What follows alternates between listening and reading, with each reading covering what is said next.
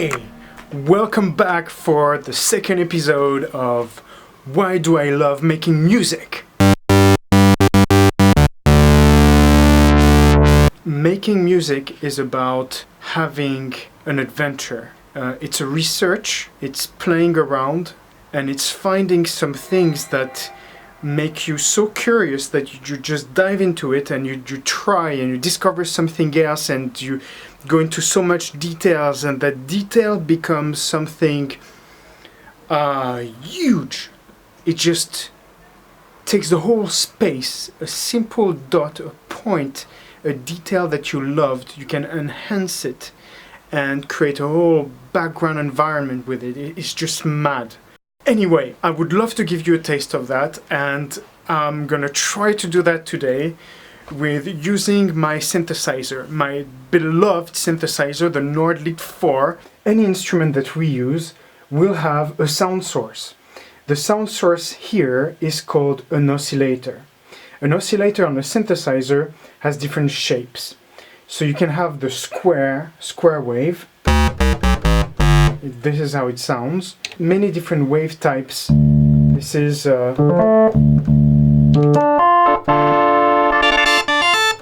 organs, you guessed it. Here even electric pianos. A sine wave. A triangle. And sawtooth. And we can even go down an octave. We have our sound source.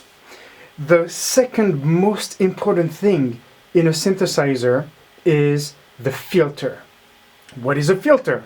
Let's have a look at the screen, and you will see here all the frequencies played here on the spectrum analyzer. And if I want to filter some, I will take them off just like that.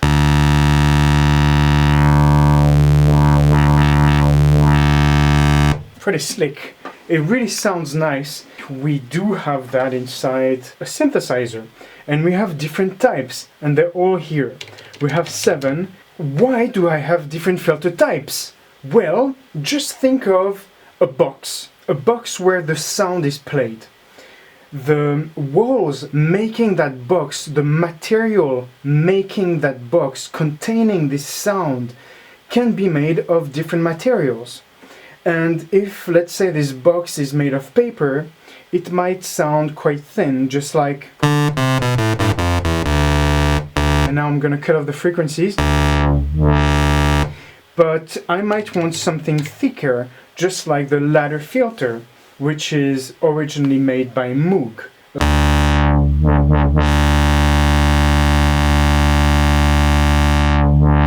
I don't know if you can hear, but the sound is way fatter. You could think of those walls with the ladder filter made by a very thick rubber, and it kind of vibrates and gives more thickness to the sound. This is what we're going to use today.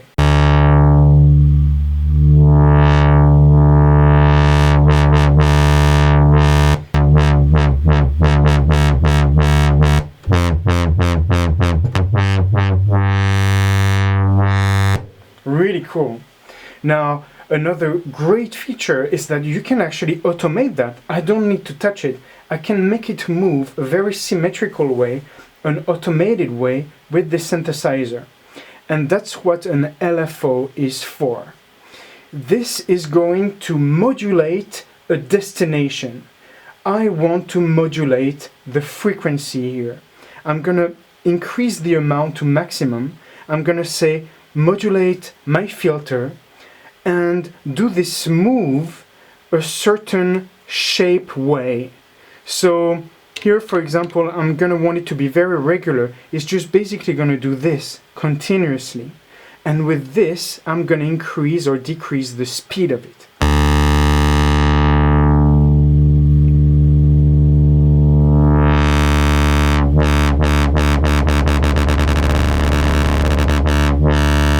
Now let's play the beat.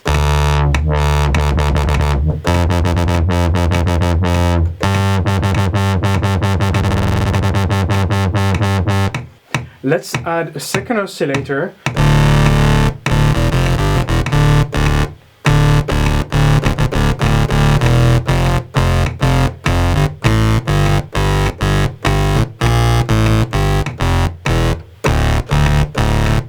Now let's apply the LFO on the filter.